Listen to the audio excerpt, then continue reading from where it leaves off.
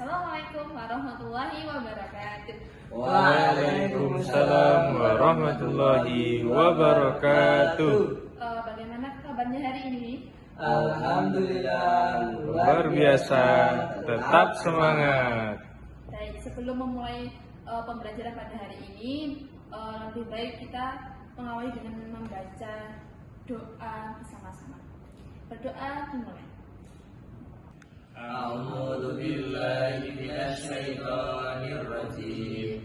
Bismillahirrahmanirrahim. Raditu billahi rabban wa bil islami dinan wa bi Muhammadin nabiyyan wa rasula. Rabbi zidni ilma warzuqni fahma. Amin.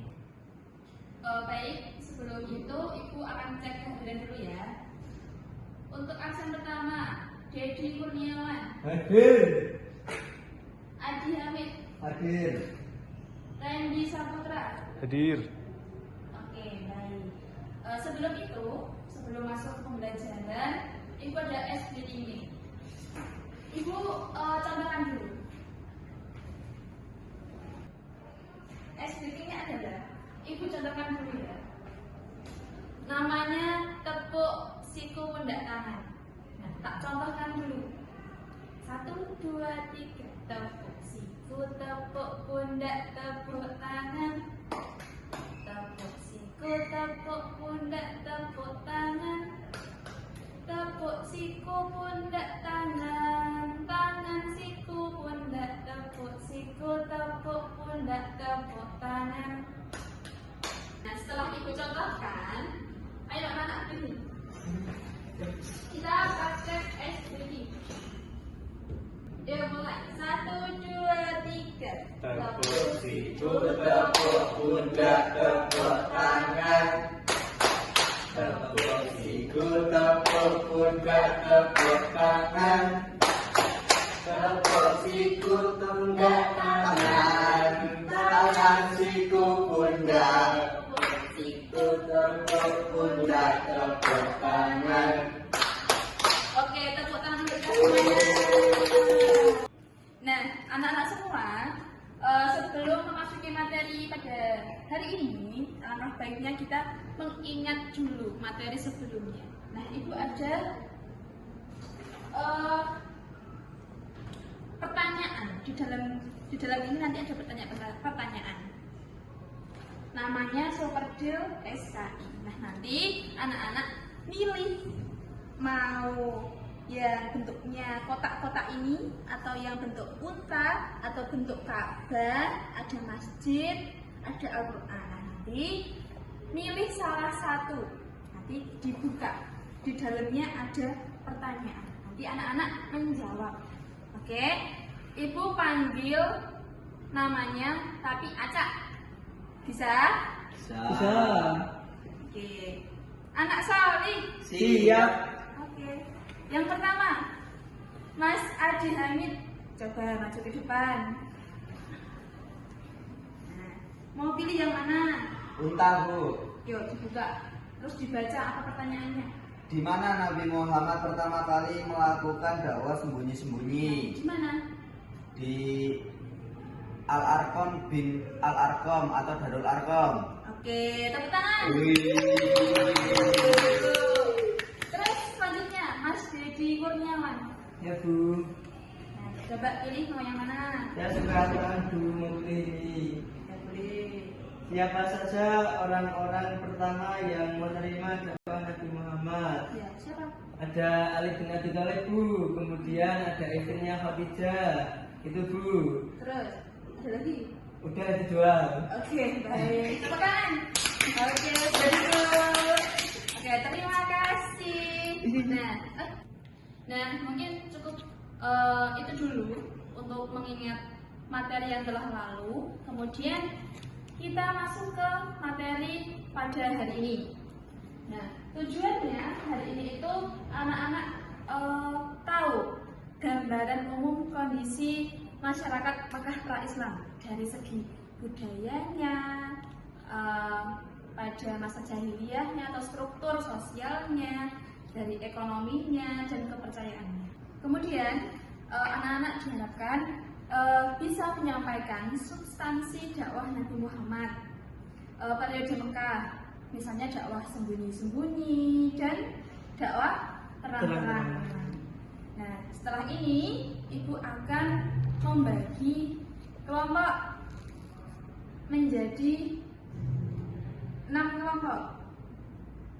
Nah, setiap kelompok terdiri dari 3 orang. Nah, nanti ibu akan bagi nama-namanya siapa aja, terus mengumpul di satu tempat, kemudian membuat peta konsep. Nanti ibu kasih materi apa saja yang harus dibuat peta konsep untuk setiap kelompok. Nah, sekarang silahkan membentuk kelompoknya masing-masing. Oke, sudah kumpul semua di kelompoknya masing-masing? Sudah. Oke, siapkan alat tulisnya ya.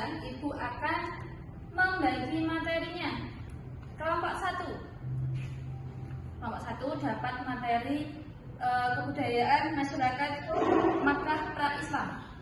Kelompok 2, budaya positif dan negatif masyarakat jahiliyah. Sudah.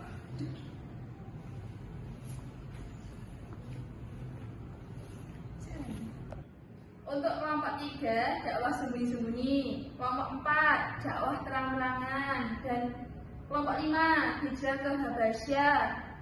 Ada boykot Quraisy. Kemudian yang terakhir kelompok 6, Amul Husni dan Isra Mi'raj. Nah, silahkan anak-anak disiapkan alat tulisnya, disiapkan lembar kertasnya, dibuat peta konsep semenarik mungkin. Kalau bisa ada warnanya warna-warni biar enak dipandang. Kemudian jika sudah selesai membuat peta konsep, nanti giliran dari kelompok 1, 2, 3, 4, 5, 6 maju ke depan untuk mempresentasikan hasil peta konsepnya.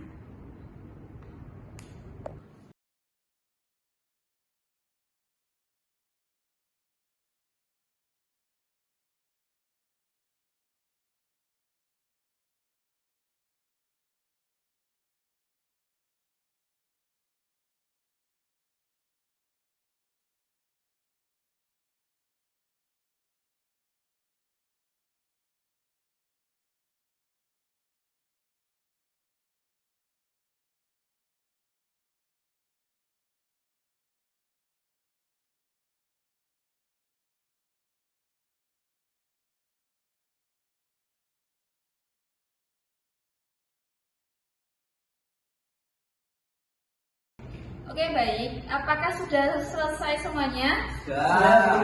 Oke, jika sudah, selanjutnya kita akan melakukan presentasi. Untuk yang pertama, kelompoknya Mas Adi bisa maju ke depan. Assalamualaikum warahmatullahi wabarakatuh. Perkenalkan, kami dari kelompok 1 yang beranggotakan saya sendiri Adi Hamid, saya Didi Kurniawan, akan mempresentasikan hasil dari peta konsep yang sudah kami buat, yaitu dakwah Nabi Muhammad SAW secara sembunyi-sembunyi. Nabi Muhammad SAW melakukan dakwah secara sembunyi-sembunyi di rumah Al-Arqam bin Al-Arqam atau Darul Arqam pada tahun 610 sampai 613 Masehi atau selama kurang lebih 3 tahun. Alasan Nabi Muhammad SAW melakukan dakwah secara sembunyi-sembunyi yaitu kaum Quraisy masih menentang keras Islam, menghindari tekanan dan kekerasan, dan membina umat Islam agar iman kuat. Yang selanjutnya, sasaran dakwah Nabi Muhammad adalah yang pertama keluarga terdekat, yang kedua sahabat terpercaya, yang ketiga orang-orang yang berakhlak baik dan berpikiran terbuka. Yang selanjutnya akan disampaikan oleh Mas Dedi. Ya, baik. Yang selanjutnya adalah materi dakwah Nabi, yaitu yang pertama tauhid.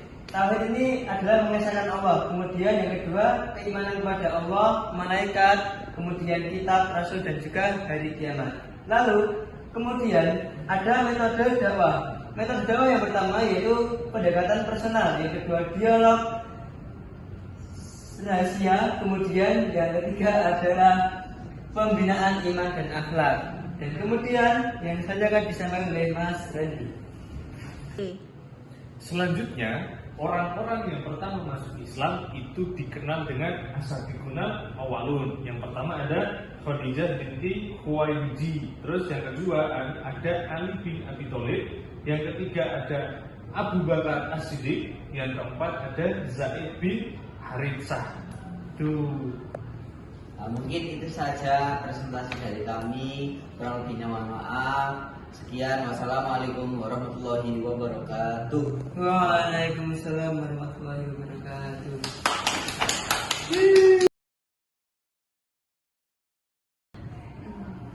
Oke, terima kasih untuk anak-anak semua sudah melakukan presentasi semuanya.